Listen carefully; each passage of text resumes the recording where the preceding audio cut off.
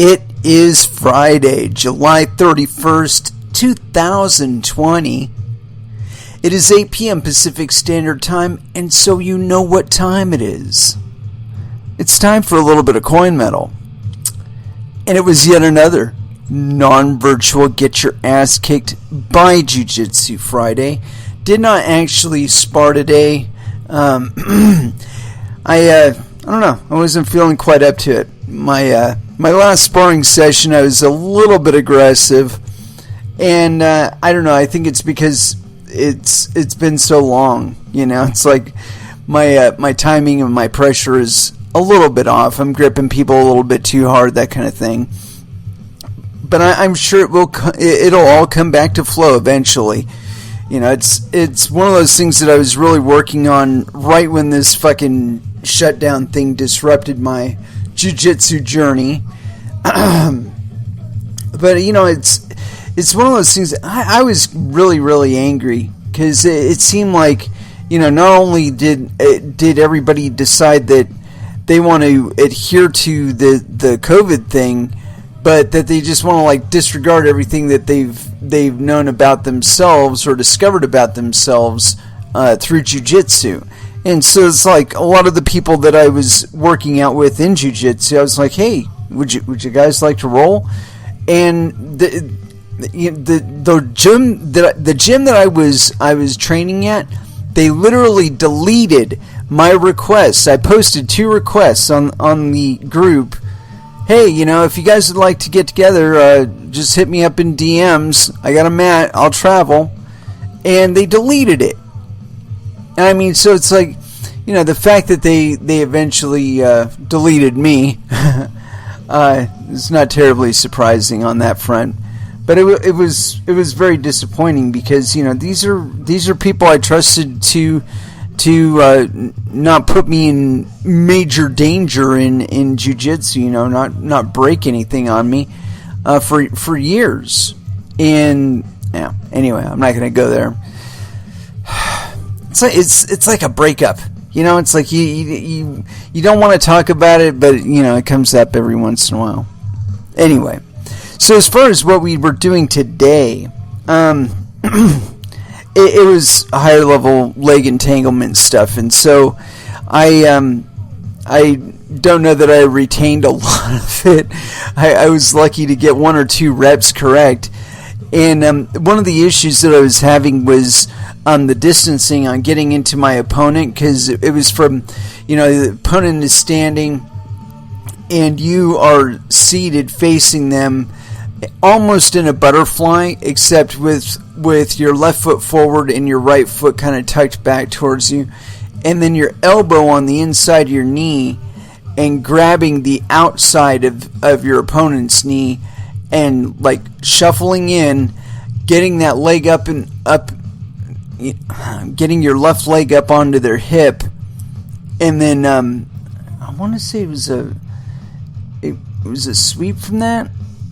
No, I'm trying to think of the way from the. Yeah, it was kind of a sweep where you get your legs wrapped up on them, and then you take your inner leg and you go over the top instead of having it between their legs. You kind of flip it around to where you have your ankle up over their over their hip, and then you do like a chop kick with your left foot onto your right ankle, and when you do that, it's enough pressure to put your opponent on their ass.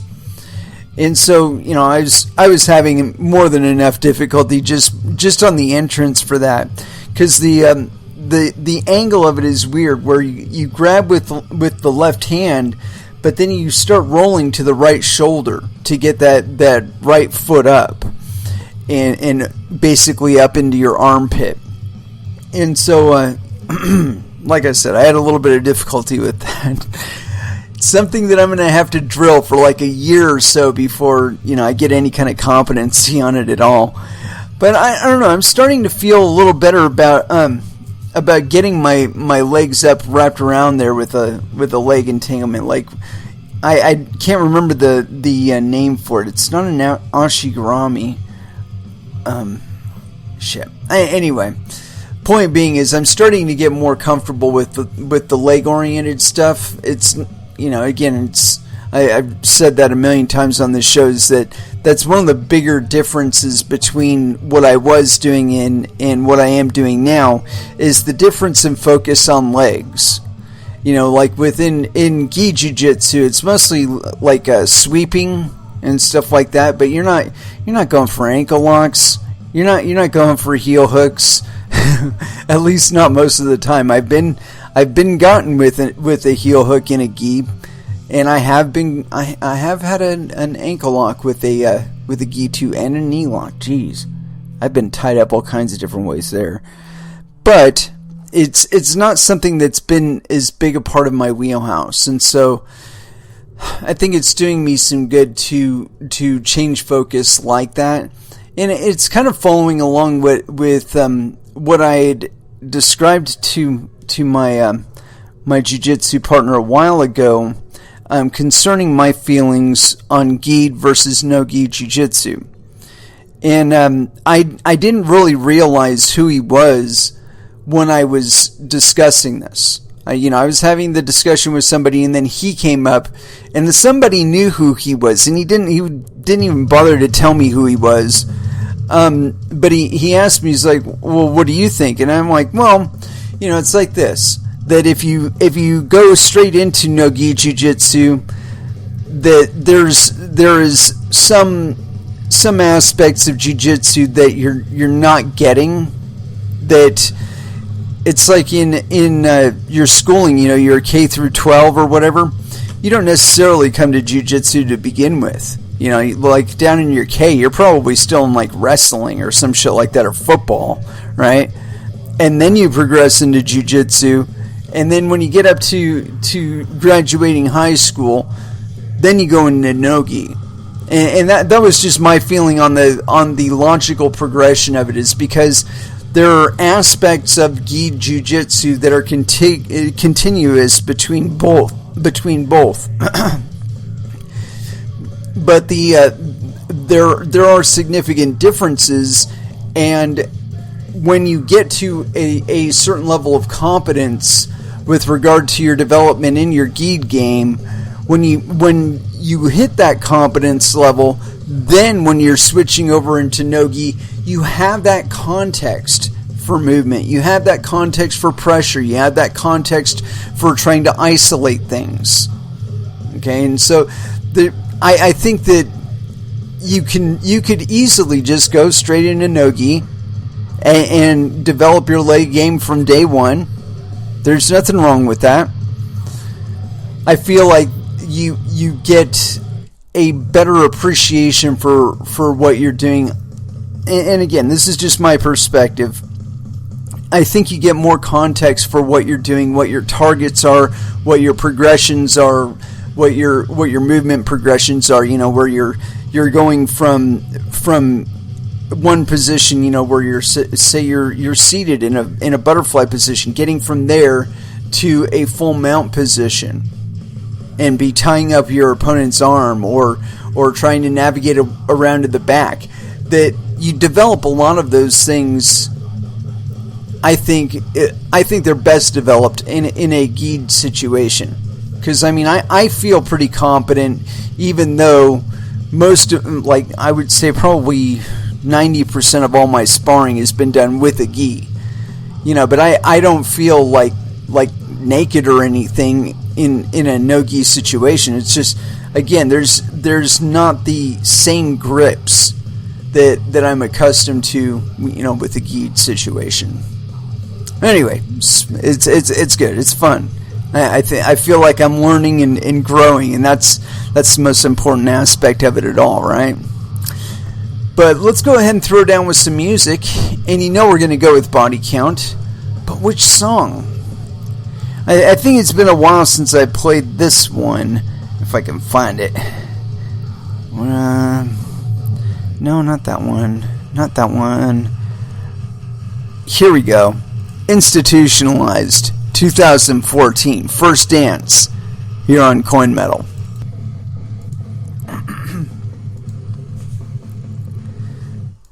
And that was Gizmochi with the voice of sanity. Oh man, I should have let that play through, man. Antisocial. Oh, shit. Anyway, I didn't want to let it run for all night and get back to voicing on here. But we covered something not too long ago, and as a matter of fact, I do have it up on my YouTube channel. I believe it was July 22nd, Twitter gets pwned.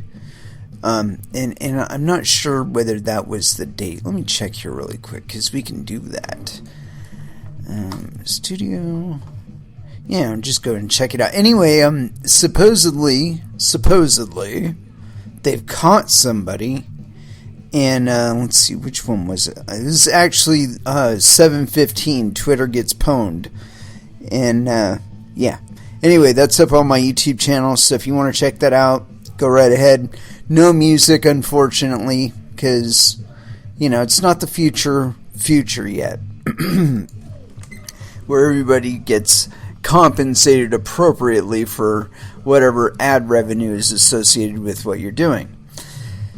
But as far as what we're going to get into, like I was saying, supposedly they caught some dude that was involved with this thing. Now, there's one little convenience here that makes me think that he's a patsy, and it's because he's 17 years old. Now, to all of you who are under 18 years of age, and I know that some of you are, it's okay. This is not a slant against you. No, I think you're perfectly capable of pwning everything out there, pwning the Gibbs and all that stuff. I'm just saying that with the type of hack, what was involved, whose accounts were involved, it is very, very, very convenient that the primary suspect should be under 18 years of age. And here's why. Because if he were over 18 years of age, he would be charged as an adult with whatever criminal charges come against him, if any. And again, we don't even know if this kid's guilty as of yet. Personally, kid, if I were you, I would roll on whoever else was associated with the hack, assuming, of course, anyone was. If no one else was, and this was all your machinations, kudos to you, kid. Whatever. I mean, that's like that's some fucking downright predatory activity right there. Anyway, suitable for the 21st century, I might add. This is, and again, not a slant at all. Just checking out something there. Alright, so let's get this fucking article here. Yeah, I dug around on Google trying to find out more about this. And we'll just start with Twitter's own words. Because they have their own blog and some sort of information concerning this business. And we like to start with the sources, the original sources. And so this is on blog.twitter.com. And scrolling. An update on our security incident. And this is by Twitter Inc. It was on Saturday, 18th July 2020. Let's see. Last updated on July 30th, 2020 at 5:45 p.m. PT with new sections below on what we know now, what we're doing to protect our service. So we'll start with July 30th. As our investigation continues, we're sharing an update to answer some of the remaining questions based on what we've discovered to date. We will provide a more detailed technical report on what occurred at a later date, given the ongoing law enforcement investigation, and after we've completed work to further safeguard our service. You're not safe. What we know now. The social engineering that occurred on July 15th, 2020 targeted a small number of employees through a phone spear phishing attack. A successful attack required the attackers to obtain access to both our internal network as well as specific employee credentials that granted them access to our internal support tools. Not all of the employees that were initially targeted had permissions to use account management tools, but the attackers used their credentials to access our internal systems and gain information about our processes. This knowledge then enabled them to target additional employees who did have access to our account support tools. Using the credentials of employees with access to these tools, the attackers targeted 130 Twitter accounts, ultimately tweeting from 45, accessing the DM box of 36, and downloading the Twitter data of 7. There has been concern following this incident around our tools and levels of employee access. To run our business, we have teams around the world that help with account support. Our teams use proprietary tools to help with a variety of support issues, as well as to review content in line with the Twitter rules and respond to reports. Access to these tools is strictly limited and is only granted for valid business reasons. We have zero tolerance for misuse of credentials or tools, actively monitor for misuse, regularly audit permissions, and take immediate action if anyone accesses account information without a valid business reason. While these tools, controls, and processes are constantly being updated and improved, we are taking a hard look at how we can make them even more sophisticated. Sophistication isn't the problem, dude. This attack relied on a significant and concerted attempt to mislead certain employees and exploit human vulnerabilities to gain access to our internal systems. This was a striking reminder of how important each person on our team is in protecting our service. OPSEC, people, OPSEC. We take that responsibility seriously, and everyone at Twitter is committed to keeping your information safe. Okay. We've communicated directly with the impacted account owners and worked to restore access to any accounts who may have been temporarily locked out during our remediation efforts. Our investigation is ongoing, and we are working with the appropriate authorities to ensure that the people responsible for this attack are identified. What we're doing to protect our service. Since the attack, we've significantly limited access to our internal tools and systems to ensure ongoing account security while we complete our investigation. As a result, some features, namely accessing your Twitter data download feature and processes, have been impacted. We will be slower to respond to account support needs, reported tweets, and applications to our developer platform. We're sorry for any delays this causes, but we believe it's a necessary precaution as we make durable changes to our processes and tooling as a result of this incident. We will gradually resume our normal response times when we're confident it's safe to do so. Thank you for your patience as we work through this. We're always investigating and increased security we're always investing in increased security protocols, techniques, and mechanisms. It's how we work to stay ahead of threats as they evolve. Going forward, we're accelerating several of our pre-existing security work streams and improvements to our tools. We're also improving our methods for detecting and preventing inappropriate access to our internal systems and prioritizing security work across many of our teams.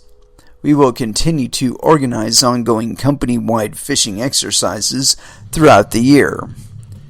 We will continue to share updates and precautionary steps we take so that others can learn from this too. We recognize the trust you place in us and are committing to earning it by continued open, honest, and timely updates anytime an incident like this happens.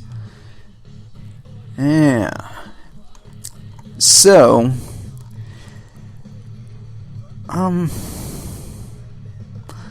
I don't know if I wanted to go into this part of it. Yeah, why not? This gives us a little bit of context into the attack itself. And, I don't know, maybe I should go back even further into this.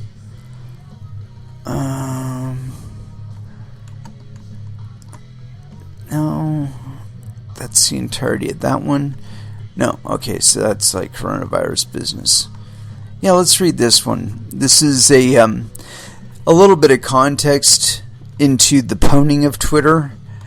And I can tell you right now, from what I'm kind of picking through in their language here, what it seems to me is that due to Corona, they've made certain adjustments in who they allow access to the Awesome tool, and they've been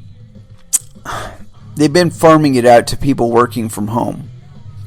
And either the kid on his own, which it's possible, but I doubt it. The sophistication of the attack and the layering of it, I don't know. I think it has too much strategy to it. And I'm not saying that it's not possible for a 17-year-old to craft that. I'm just saying that it's not typical to the thinking of a 17-year-old. And again, there are some phenoms out there. There's some ultra smart kids, but I think it's more likely that he's a patsy for a group of disaffected employees, most likely. But anyway, I think that what happened was they assumed that they could take a segment of their like their complaint department or whatever and off-site them, put them in the category of non-essential, and so they could work from home, right? Well, they've got this awesome tool on their laptop or on their desktop, and not only them, but other people that are either in physical proximity or are just competent enough to target them, either online or otherwise, is able to gain access to the awesome tool by compromising them. But that's just my own suspicions, and that's based on my understanding of the language that they're utilizing there. And so they're having to reassess who they're allowing to do shit off-site. And because of that, they are at a lower production capacity because they're having to utilize just the resources that they had on-site up to that point. Assuming they even have, like, a site. It is possible to run a multi-billion-dollar company from home these days. Anyway, let's get into the security update business. And this one was authored on July 18th. So this is for context as to the events, who is impacted, that kind of thing. An update on our security incident. And this is Twitter Inc., Saturday 18th July 2020. July 30th, 2020. As our investigation continues, we're updating some of the remaining questions. Wait, we already read that. All right. Got to scroll back down to the bottom. Here we go. July 18th, 2020. We've been informing via Twitter support account on Wednesday, July 15th, 2020. We detected a security incident at Twitter and took immediate action. As we head into the weekend, we want to provide an overview of where we are.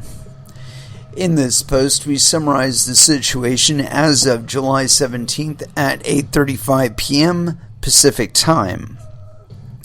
The following information is what we know as of today and may change as our investigation and outside investigations continue. Additionally, as the investigation of this incident is unfolding, there are some details, particularly around remediation, that we are not providing right now to protect the security of the effort. We will provide more details where possible in the future so that the community and our peers may learn and benefit from what happened. What happened? At this time, we believe attackers targeted certain Twitter employees through a social engineering scheme. What does that mean?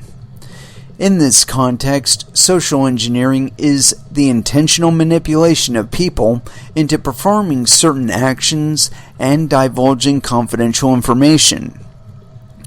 The attackers successfully manipulated a small number of employees and used their credentials to access Twitter's internal systems, including getting through our two-factor protections. As of now, we believe they access tools only available to our internal support teams to target 130 Twitter accounts. For 45 of those accounts, the attackers were able to initiate a password reset, log into the account, and send tweets. We are continuing our forensic review of all of the accounts to confirm all actions that may have been taken. In addition, we believe they may have attempted to sell some of the usernames. For up to 8 of the Twitter accounts involved, the attackers took the additional step of downloading the account's information through Your Twitter Data tool. This is a tool that is meant to provide an account owner with a summary of their Twitter account details and activity. We are reaching out directly to any account owner where we know this to be true. None of the 8 owners were verified accounts. Our actions. We became aware of the attacker's action on Wednesday and moved quickly to lock down and regain control of the compromised accounts. One incident response team secured the revoked access to internal systems to prevent the attackers from further accessing our systems or the individual accounts as mentioned above. We are deliberately limiting the detail we share on our remediation steps at this time to protect their effectiveness, and will provide more technical details where possible in the future. In addition to our efforts behind the scenes, shortly after we became aware of the ongoing situation, we took preemptive measures to restrict functionality for many accounts on Twitter. This included things like preventing them from tweeting or changing passwords. We did this to prevent the attackers from further spreading their scam, as well as to prevent them from being able to take control of any additional accounts while we were investigating. We also locked accounts where a password had recently been changed out of an abundance of caution. Late on Wednesday, we were able to return tweeting functionality to many accounts, and as of today have restored most of the accounts that were locked pending password changes for their owners. We are continuing our investigation of this incident, working with law enforcement and determining long-term actions we should take to improve the security of our systems. We have multiple teams working around the clock focused on this and on keeping people who use Twitter safe and informed. What the attackers accessed. The most important question for people who use Twitter is likely, did the attackers see any of my private information? For the vast majority of people, we believe the answer is no. For the 130 accounts that were targeted, here is what we do know as of today. 1. Attackers were not able to view previous account passwords, as those are not stored in plain text or available through the tools used in the attack. Attackers were able to view personal information, including email addresses and phone numbers, which are displayed to some users of our internal support tools. 3. In cases where an account was taken over by the attacker, they may have been able to view additional information.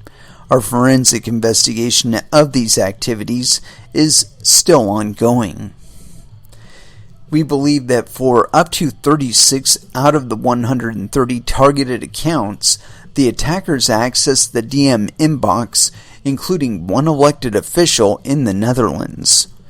To date, we have no indication that any other former or current elected official had their DMs accessed, and that was added on July 22, 2020.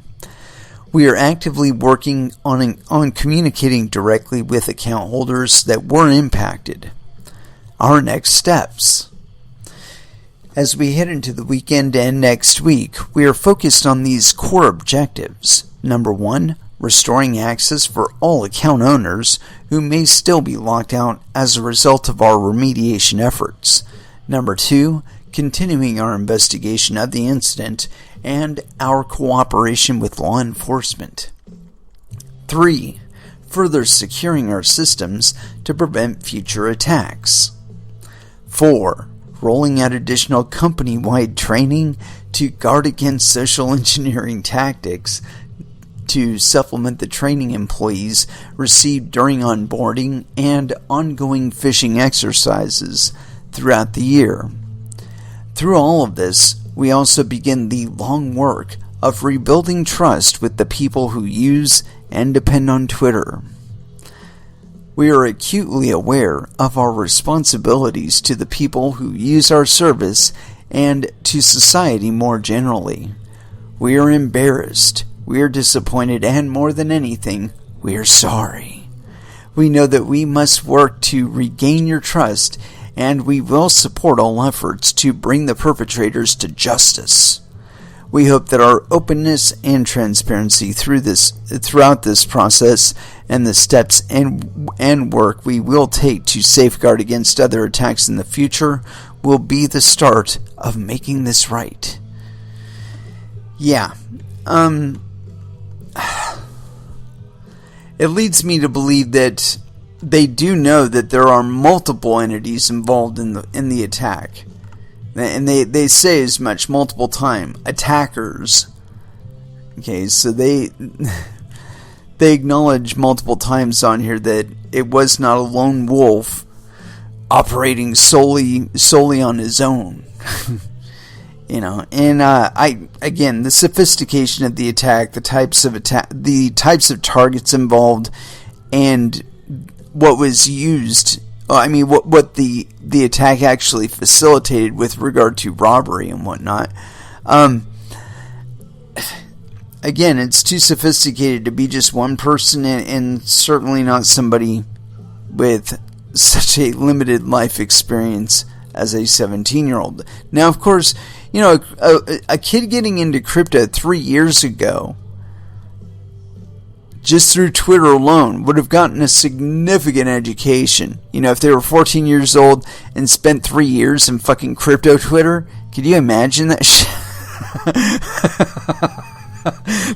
the kinds of things I've seen on crypto Twitter over the last 3 years, that's like that would be enough to permanently damage a 17-year-old. Shit, some of the stuff I've said on Twitter, in crypto Twitter. Oh, man. But yeah, so this whole thing, to me, it reeks of a situation where Twitter tried to handle some high-level customer shit on people's accounts from home. That they're having them log in off-site and all that. And they're having them use these tools from off-site and accessing Twitter off-site that way. And so, the potential just increases for every individual that they gave access to these tools, or even access to records and whatnot of their current employees. I don't know, there's a lot of ways to go about that. Somebody had indicated to me that LinkedIn was a good way to go about that. That you look for current and former Twitter employees. And that is certainly a way to figure out who to attack. But I mean, you don't need access to Twitter's systems to do that. I mean, that at the point that you're actually breaching Twitter's security or working toward that end, you already have a goal in mind. You already have specified targets that you intend to hit. I mean, because the duration of the attack, I think it was less than 12 hours or something like that. But they achieved a hell of a lot of shit, a lot of mayhem in that period of time. And so again, I have to argue that there was a lot of planning that went into this. There were specified targets that were hit. There are specified means that were utilized, and they put a lot of emphasis on social engineering, and I would like to know more as to who was targeted and how they were targeted. It's possible that they had lapses there, but with this kind of stuff, I tend to point towards the telecoms, because if somebody gets access to your cell phone, physical access to your cell phone, they can cause all kinds of shit to happen. Okay? They don't need it. And the problem is that the telecom companies have access to it.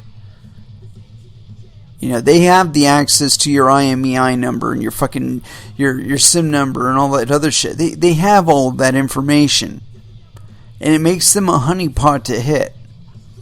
And so as far as this thing goes, this accusations that or indications that there's some sort of social engineering going on, I would be willing to bet that it was social engineering targeting either GitHub accounts, because those do have quite a bit of information in them, Google accounts, and most likely telecom accounts. Those are probably the first target, because it's an access point. If you can compromise the access point itself and get control of it, then you've got the door open and you can get to everything else. And no, this is not an instructional on how to fucking hack people. I'm just saying these are known facts.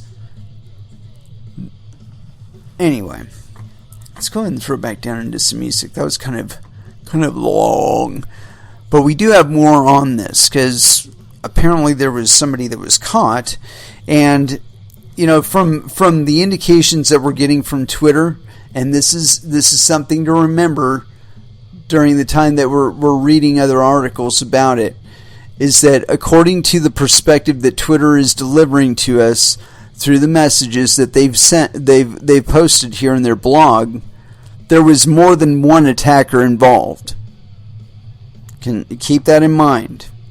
Anyway, as far as where we're going to go, I'm feeling the need for some Metallica. Here we go. Blackened by Metallica here on Coin Metal.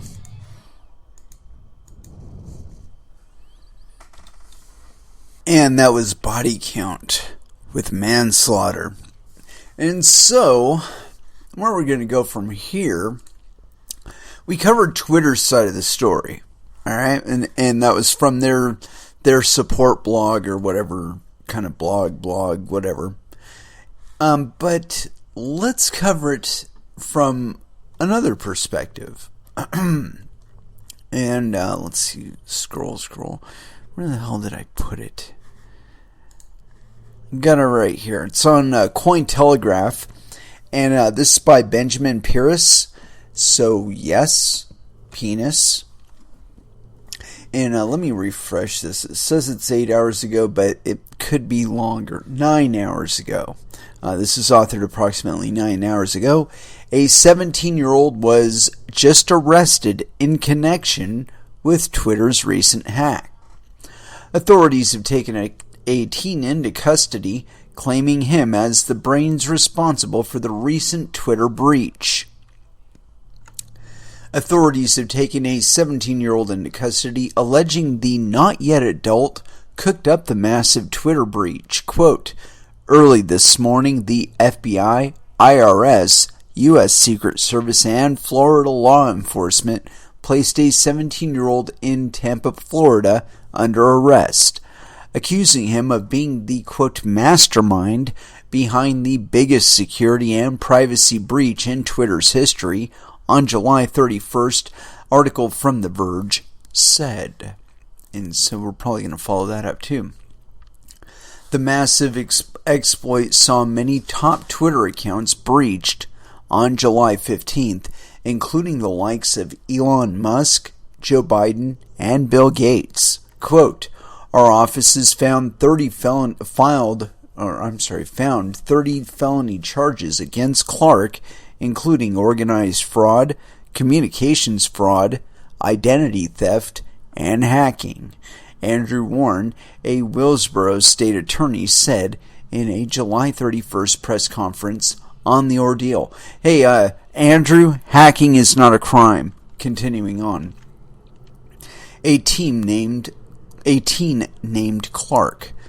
Residing in Tampa, Florida, the teen in question, known as Clark, will face legal proceedings in that jurisdiction, Warren detailed in the press conference. Warren added, quote, the state attorney's office is handling this prosecution rather than federal prosecutors because Florida law allows for us greater flexibility to charge a minor as an adult in a financial fraud case like this. Yeah, I can guarantee you he is not the only person involved in this. Warren said he could not elaborate on whether Clark had accomplices, citing the case's current investigation in tandem with federal authorities. Quote, make no mistake, this was not an ordinary 17-year-old, Warren said. This was a highly sophisticated attack on a magnitude not seen before. He added, quote, it could have been an extremely high amount of loss. Clark's efforts toward the Twitter breach began on May 3rd, 2020, ending on July 16th, 2000. Fuck. He had 13 days? Holy shit. Warren said based on his entity's findings. Other charges coming. A statement on July 31st from the U.S. Department of Justice, or DOJ, citing involvement from the FBI, the U.S. Secret Service, the IRS, and others, noted accusations against 3 persons allegedly in connection with the Twitter affair. The 3 accused, 19-year-old UK resident Mason Shepard, also known as Chewon, 22-year-old Orlando, Florida resident Nima Fazeli, known as Rolex, and an unnamed juvenile delegated to authorities in Tampa, Florida. The unnamed juvenile lines up with Warren's recent press conference details. Quote, today's charging announcement demonstrates that the elation of nefarious hacking into a secure environment for fun or profit will be short-lived. Fuck you, they had access for like 13 days. Actually, it was longer than that. David Anderson, U.S. Attorney for North District of California, said in the DOJ statement, I would be willing to bet there are more adults involved in it than is indicated on this. But let's go a little deeper. We got this other article, and it may... it's 3 people have been charged. And this is updated, I guess, on July 31st, 2020 at 7:08 EDT. And this is on The Verge. So, TheVerge.com. 3 people have been charged for Twitter's huge hack, and a Florida teen is in jail. So that's 4 people. It's a lot more than one person. Early on July 31st, the FBI, IRS, U.S. Secret Service, and Florida law enforcement placed 17-year-old Graham Clark of Tampa, Florida, under arrest. He's accused of being the, quote, mastermind behind the biggest security and privacy breach in Twitter's history, one that took over the accounts of President Barack Obama, Democratic presidential candidate Joe Biden, Bill Gates, Elon Musk, Kanye West, Apple, and more to perpetrate a huge Bitcoin scam on July 15th. Apparently, he wasn't alone. Shortly after the Tampa arrest was revealed, and after we published this story, 2 more individuals were formally charged by the U.S. Department of Justice. 22-year-old Nima Fazeli in Orlando, and 19-year-old Mason Shepard in UK. They go by the hacker aliases Rolex and Chewon. I think that's the pronunciation, or Chewon. Yeah, that looks appropriate. Respectively, according to the DOJ. The FBI says that 2 individuals in total are in custody. An unidentified minor in California also admitted to federal agents that they'd helped Chewon sell access to Twitter accounts. But, according to an affidavit released late Friday, authorities have probable cause to believe that Clark, the Tampa teen, was the one who got access to Twitter's internal tools and directly carried out the scam. Specifically, he allegedly convinced a Twitter employee that he worked in the Twitter IT department and tricked that employee into giving him the credentials. Holy shit! Holy shit! That's like, oh my god, that's so impressive. That kind of social engineering attack can still work. Can still fucking work. I mean, that's the kind of stuff that if you read books these days, I would suggest reading Ghost in the Wires, and it's all about a gentleman, Kevin Mitnick, who's basically one of the social engineers that basically like wrote the book on social engineering, or wrote a book on social engineering. I think he's actually written multiple ones about social engineering. But anyway, hold on a moment. There we go. Alright, so from the affidavit. To wit, Clark, without authorization, gained access to Twitter Inc.'s customer service portal. Clark used social engineering to convince a Twitter employee that he was a co-worker in the IT department and had the employee provide credentials to access the customer service portal. Fuck, you must be really good. Clark then accessed the Twitter accounts of prominent individuals, including VP Joe Biden, former President Barack Obama, and businesses such as Apple and Coinbase. Clark then posted on their Twitter accounts a communication that if Bitcoins are sent to accounts, they will be doubled and returned to the victim. Clark did not return the funds, and he moved the funds to another account. 10 prominent people had their personal identification information in the form of a verifiable Twitter account used without consent to be used in the fraudulent activity. Clark received approximately $117,000 during the commission of his scheme to defraud. How Twitter's systems were accessed had been an open question. Twitter merely said that it, quote, fell victim to a phone spear phishing attack, and previous reports suggested that the hacker either found their way into Twitter's internal Slack channel or managed to bribe an employee.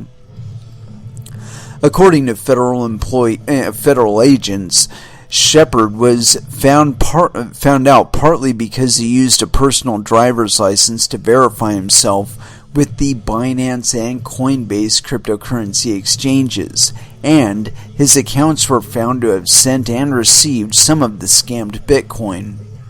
Fazeli also used a driver's license to verify with Coinbase where accounts controlled by Rolex allegedly received payments in exchange for stolen Twitter usernames. Fazeli is facing 5 years in prison and a $250,000 fine for one count of computer intrusion.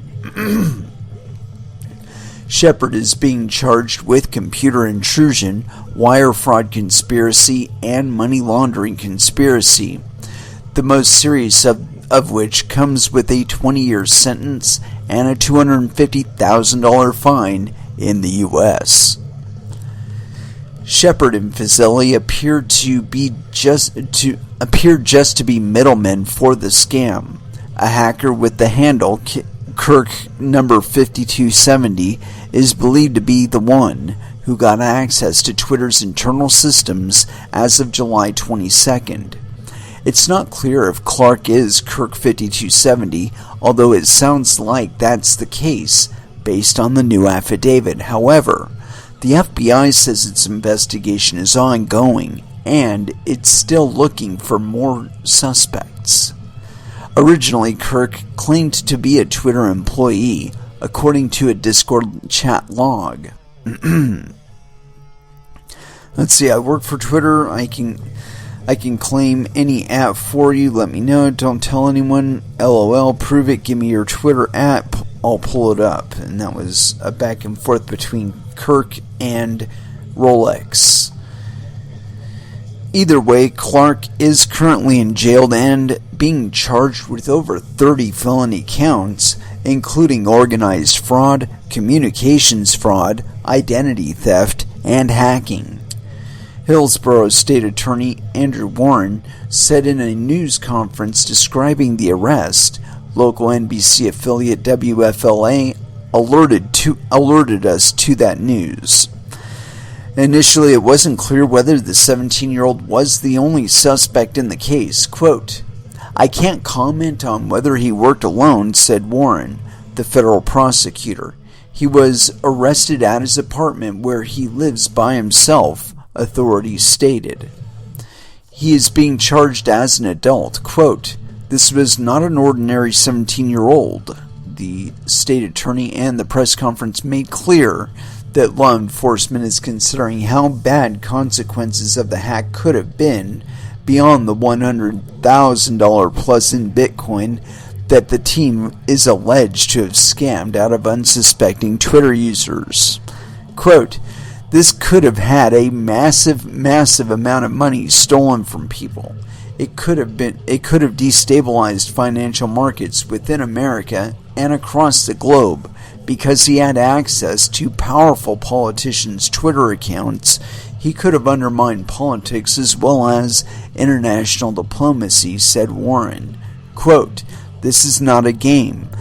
These are serious crimes with serious consequences. And if you think that people can rip people off online and get away with it, you'll be in for a rude awakening.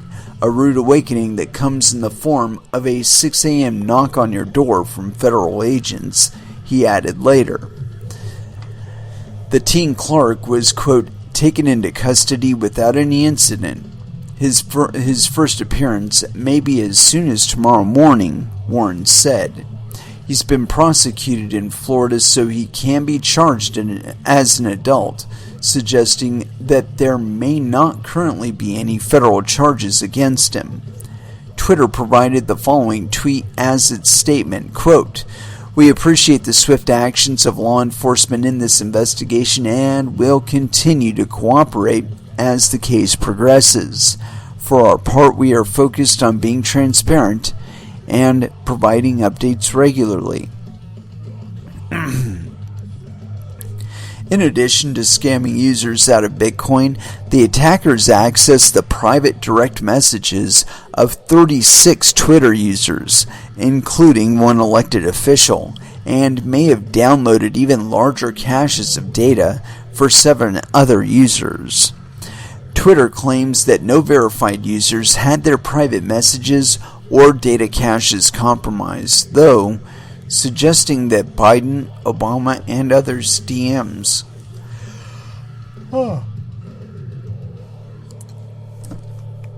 Sorry about that. Twitter claims that no verified users had their private messages or data caches compromised, though suggesting that Biden, Obama, and others' DMs could have been safe. President Trump's Twitter account has long had extra protections, which could explain why it wasn't hacked. Here's the whole press release from the Hillsborough State Attorney's Office with additional info about the arrest, as well as DOJ complaints about the 2 other individuals. Hillsborough State Attorney's Office tapped to prosecute worldwide Bitcoin hack of prominent Twitter users.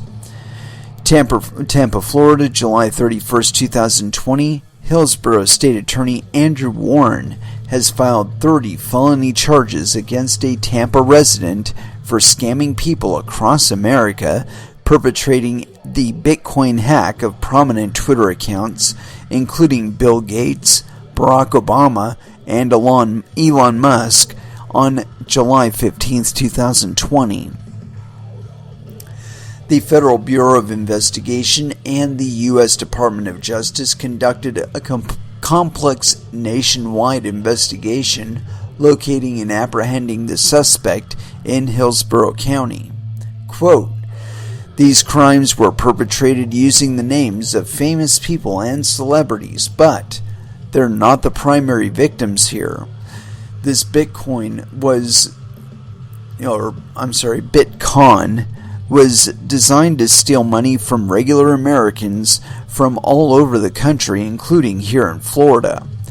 This massive fraud was orchestrated right here in our backyard, and we will not stand for that," State Attorney Warren said. The investigation revealed Graham Ivan Clark, 17, was the mastermind of the recent hack of Twitter. He was arrested in Tampa early on July 31st. Clark's scheme to defraud stole the identities of prominent people, posted messages in their names, directing victims to send Bitcoin to accounts associated with Clark, and reap more than $100,000 in Bitcoin in just one day. As a cryptocurrency, Bitcoin is difficult to track and recover if stolen in a scam. Quote, "I want to congratulate our federal enforcement partners, the U.S. Attorney's Office for Northern District of California, the FBI, the IRS, and the Secret Service, as well as the Florida Department of Law Enforcement. They worked quickly to investigate and identify the perpetrator of a sophisticated and extensive fraud," State Attorney Warren said. The defendant lives here in Tampa. He committed the crime here, and he'll be prosecuted here," Warren said. The Hillsborough State Attorney's Office is prosecuting Clark because Florida law allows minors to be charged as adults in financial fraud cases such as this, when appropriate. The FBI and Department of Justice will continue to partner with the office throughout the prosecution. The specific charges Clark faces are, quote, organized fraud over $50,000, 1 count, communications fraud over $300, 17 counts, fraudulent use of personal information over $100,000 or 30 or more victims, 1 count, fraudulent use of personal information, 10 counts, access computer or electronic device without authority, scheme to defraud, one count. Quote, Working together, we will hold this defendant accountable, Warren said. Scamming people out of their hard-earned money is always wrong. Whether you're taking advantage of someone in person or on the internet, trying to steal their cash or their cryptocurrency is fraud. It's illegal, and you won't get away with it. There you have it, right there. I've said this a million times on this show, that no additional regulation is required to resolve things just because a crime involved cryptocurrency. It's already fraud, or it's already theft. It's already illegal. There's already laws on the book to handle it. Continuing on. Let's see. Update on 3:30 p.m. Eastern Time. We had been continually updating this post, most prominently when the two additional individuals in the UK and Orlando were charged. This marks a breaking point. Let's see here. Okay, and so that was just times of the edits. Check the comments on this. Oh, here we go. Vandy Import says, honestly, for his indolence and indifference to security, Jack Dorsey should get whatever sentence this kid gets, or worse. Never will, obviously. Silicon Valley doesn't do consequences. Yep, that's true. Well, I don't know. I'm kind of betwixt on it. I mean, because Twitter does facilitate a lot of stuff. Some of it good, and some of it bad. I think the problem is that they've tried to act as arbiters, and so the expectation that they can catch everything, or that they should be looking for everything, or that that's their responsibility. Again, they assume that responsibility, and so the expectation is they're applying it universally, and that's impossible. It's one of the reasons why I suggest they shouldn't even bother trying. Do not bother trying. The best you can do is warn people, and that's it. That really is the best you can do. Oh, and don't fucking participate in it. If a complaint is made, you operate within your fucking end user license agreement terms, and you decide whether or not the activity is abuse, and you treat it thusly. If it happens to fit the description of a criminal activity, inasmuch as it is your responsibility and or capability, report it to authorities. How fucking hard is that? Of course, you do have to make sure that you're not violating your own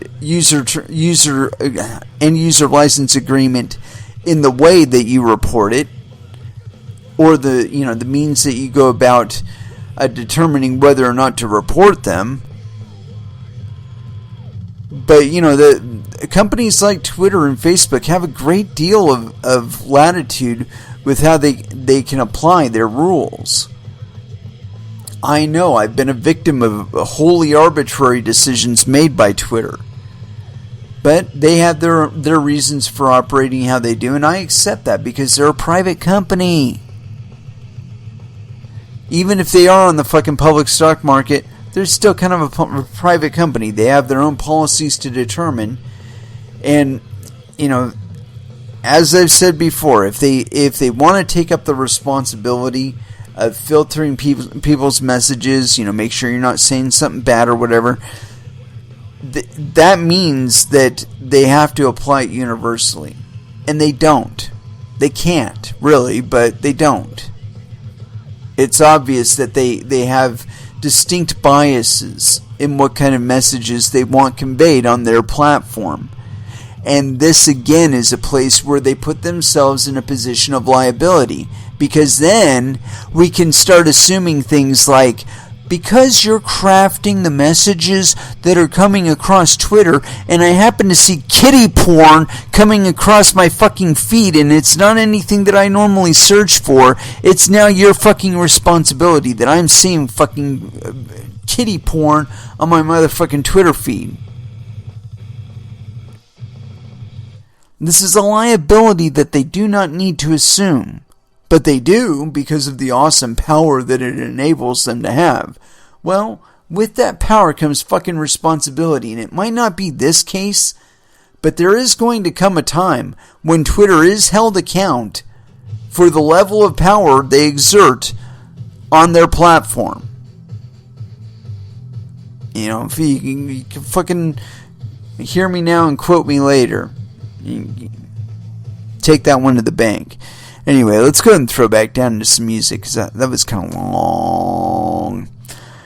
But as far as where to go, that's a question. Well, let's go with a little bit of 12-Foot Ninja here in Silent Machine here on Coin Metal.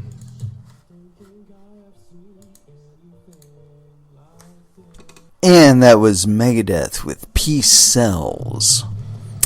And it is with that I'd like to close out this episode. Thank you very much for listening. I certainly do appreciate the support. We will be back again on Monday at 8 p.m. Pacific Standard Time. And so until then, I want y'all to trade safe. Do your homework. And watch out for your own bunghole, because nobody else is going to do it for you. And as far as our last dance is concerned, I have not picked anything out as of yet. I don't know, I suppose I could probably let that one run, but I'm not gonna. We're gonna pick one out though, and so I think this one is appropriate. Pantera, Cowboys from Hell, Last Dance, here on Coin Metal. Thank you very much for listening, and y'all have an excellent weekend. Good night.